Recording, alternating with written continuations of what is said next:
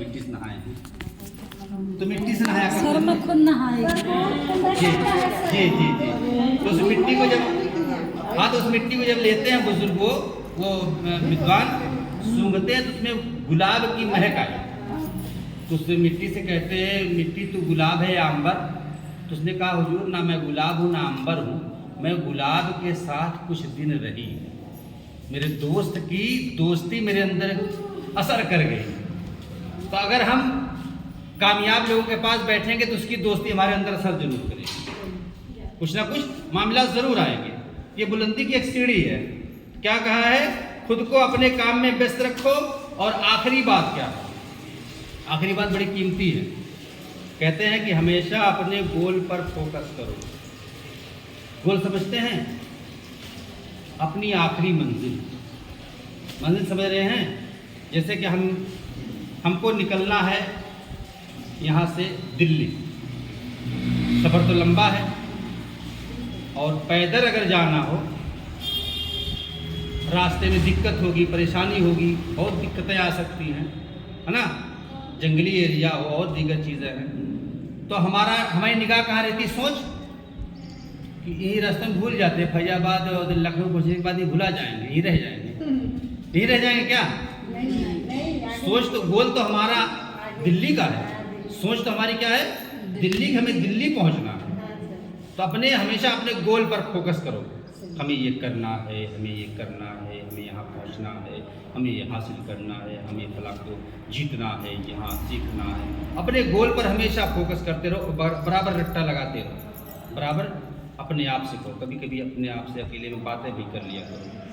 तुम्हें लोग तो हो सकता है आपको पागल कहते हैं, मगर डिएक्शन कहता है कि जब तक आप मुझ में नहीं समाओगे, मैं आप में नहीं समा सकता।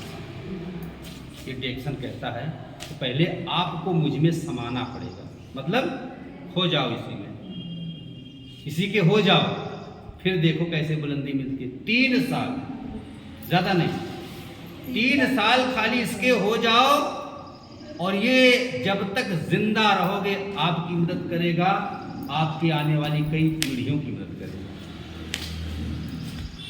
तो आज हम तैयार हैं, अपने गोल पर फोकस करेंगे।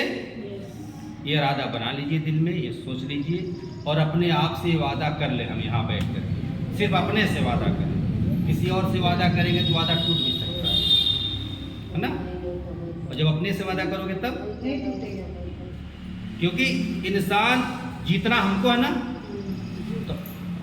तो वादा किससे करना पड़ेगा? अपने आप से। तो अपने आप से, अपने ज़हन से, अपने दिल से वादा कर लो कि हम ये चीज़ करेंगे।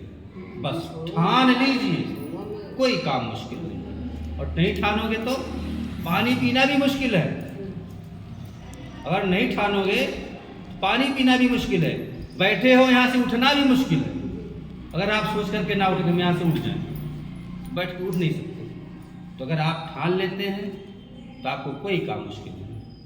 औरतें हैं रात में 11 बजे सोती हैं लगभग, आप लोग तो अंदाज़ा होगा 11 बजे के बाद आप लोग सोती होंगी और 4 बजे उठ जाती हैं, ठीक। सेम जब से सर 3 बजे सोते हैं, 2 बजे, बहुत से ऐसे हैं, बहुत ऐसे हैं। हाँ, सेम यही हाल मेरा है। मैं सर देखा था 7 बजे पहले ना, ये आम तौर से बातें नहीं, ये आम तौर से हमने बातें बताई। खैर बहरहाल सुन लीजिए, ये आम तौर से हमने बातें बताई हैं। पहले के तो हम तो सुना करते थे, हमारी माँ और हमारी दादियाँ थी तो रात भर कुटाई पिसाई करती थी। उसको क्या करोगे? तो उतना दुख भी नहीं, उसको क्या करोगे? रात भर कुटाई पिसाई के दिन में अपनी खेती बाड़ी में 2 घंटा 1 घंटा सो लेती थी। बहरहाल तो ज़रूरत क्या है? हमें हमेशा अपने गोल पर फोकस करना है। हमें ये चाहिए, हमें ये चाहिए, हमें यहाँ पहुँचना है, हमें ये चाहिए। बस मन में रखते रहो और कोशिश करते रहो। हमने क्या कहा था? नसीब का तो मिलता ही मिलता है, मेहनत का अलग से। का करी नसीब हो मार खराब बा, कहा तुमने? नसीब खराब नहीं, नसीब बहुत अच्छा है। नसीब बनावे पड़ेगा, परिश्रम करना पड़ता है, मेहनत करनी पड़ती है। हमने कहा नसीब का तो मिलता ही मिलता है। वो शेर वाला वाक्य हमने सुना दिया, पहले बता दिया, ताकि आपको ये यकीन रहे कि ये ना बनो, ये बन जाओ। बात समझ आ गई? ये वाला अच्छा नहीं होता, ये वाला अच्छा होता है। तो वो शेर ये वाला था, खुद खाया उसे भी खिलाया, और लोमड़ी घिसटते हुए गई, खुद खा के तंदुरुस्त हो गई। तब वो उस लोमड़ी की तरह जिंदगी नहीं गुजारना, शेर की तरह जिंदगी गुजारना, ताकि लोग हमें वहाँ खलीलाबाद हम गए थे, हम वहाँ स्पीच कर रहे थे, तो एक जुमला हम बोले थे।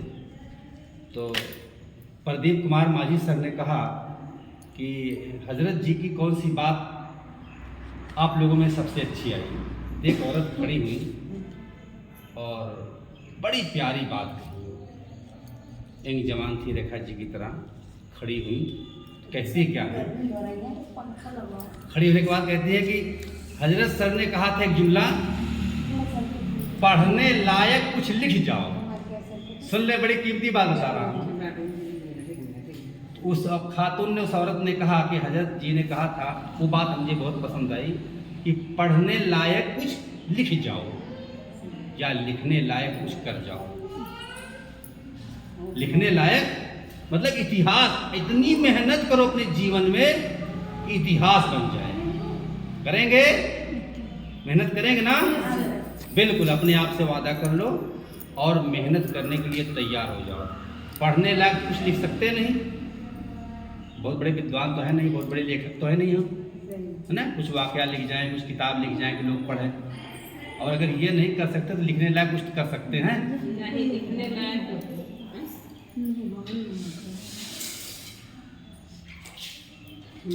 लिखने लायक कुछ कर सकते हैं ना? तो जब लिखने लायक कुछ कर सकते हैं तो इतिहास, माना कि हम नहीं रहे, वह हमारी बातें किताबों में लिखी रही। लोग मिसाल देते, वो देखो फला, वो देखो फला।